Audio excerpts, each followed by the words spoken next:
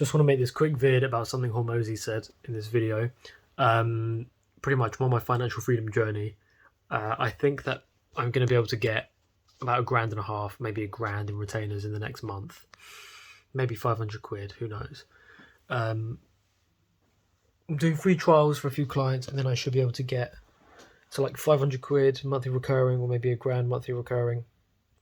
This is my first month of just trialing and just testing out and proving fulfillment to myself. Once I get proven, proof of concept, it'll be so much easier to build more money. But basically, my plan originally was to earn loads and spend loads and live a kind of luxuriously like kind of lifestyle.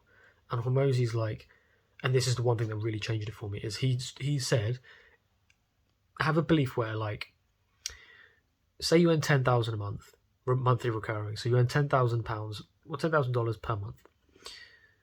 You spend £1.5 grand a month on just living, so you're saving 8.5. But you're not just like saving money and storing it, waiting for it to be spent.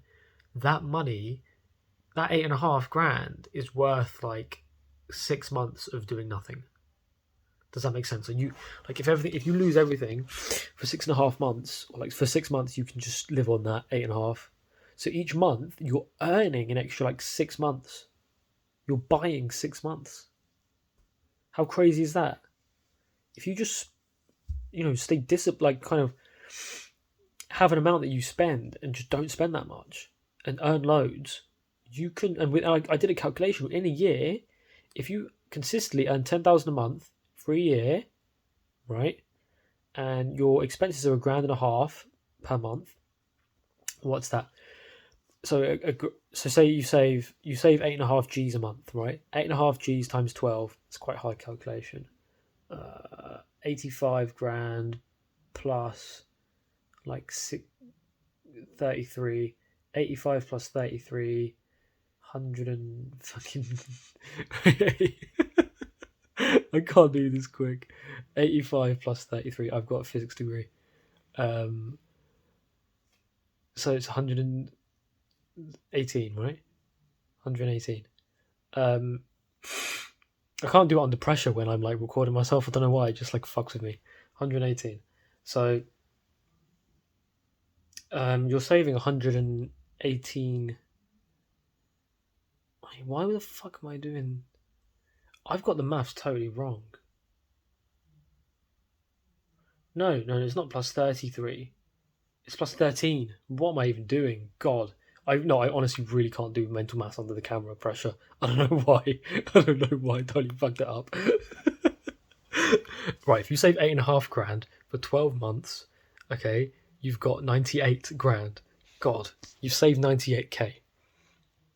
Okay, so you've saved 98k.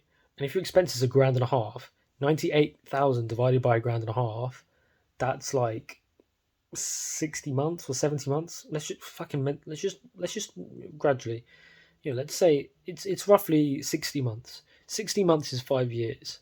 So you've saved 5 years of doing nothing if everything goes to shit.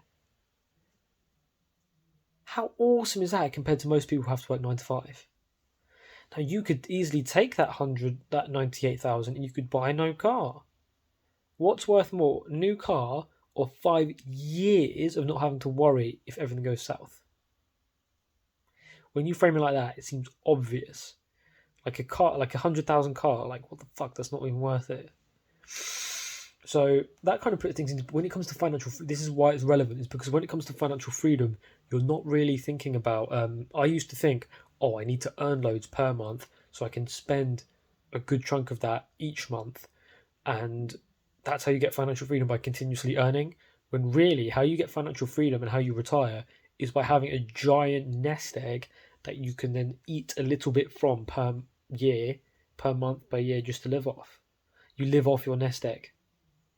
That's a better way of looking at it, because the months are unpredictable, and I had this insecurity of like, if the biz crashed, then I'd be fucked, because your cash flow would stop, right?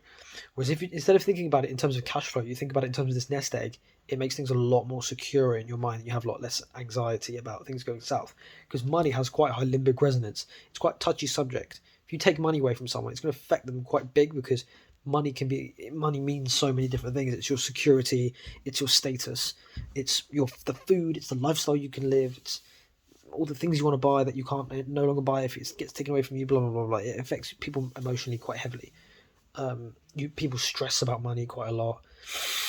The point being that if you save and you just save and you just save, if you did that for like 9 months and £1.50 a month, if you're living abroad, which I plan on, you can easily save like maybe not 5 years. Let's take it a bit more conservative.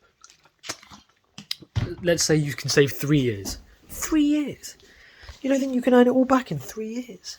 You can get to 10 G's in 3 years if you put your head down. And you could probably do it better because you've done it once and the skills are transferable. So the way I'm thinking about it now is let's just, earn a lot of money and not spend that much. And then another thing he said was the more you save or like the less you spend, you're kind of buying peace of mind and you're buying less stress. Because I'm not like gonna lie, I'd be well stressed if I had low amounts in the bank. If I didn't have a nest egg, I'd be fucking stressed. And how much is stress? You would pay anything to get less stress. Guess what? You don't even have to pay it. You just have to not pay and you get less stress. Does that make sense? So instead of think about it, you would pay to have less stress, right? Of course you would, because stress is not good. You want to get rid of it. There is an amount that you would pay to have, let's say, right, there would be a price. What I'm trying to say is, let's say we can reduce your stress by 10%. You pay that. You pay whatever amount. You pay an amount. Guess what? You don't even have to pay. You have to not pay and you get less stress. Yeah, it's financial stress and there are other forms of stress, but financial stress is one of the big ones. So if you just don't spend that much, you get less stress from the money that you are not spending. You don't have to buy it. It's free if you don't spend. And you might be like, oh, but then I can't spend. You don't need to fucking spend to be happier.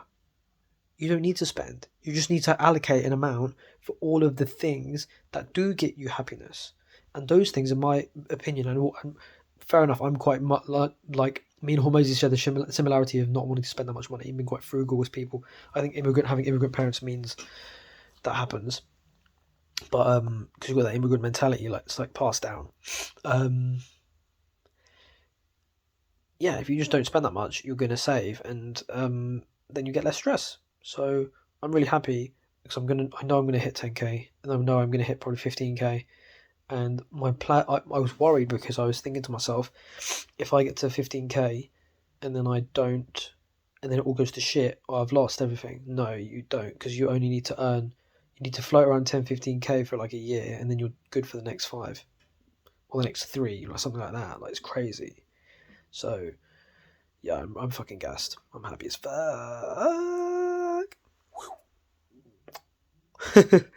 Yeah.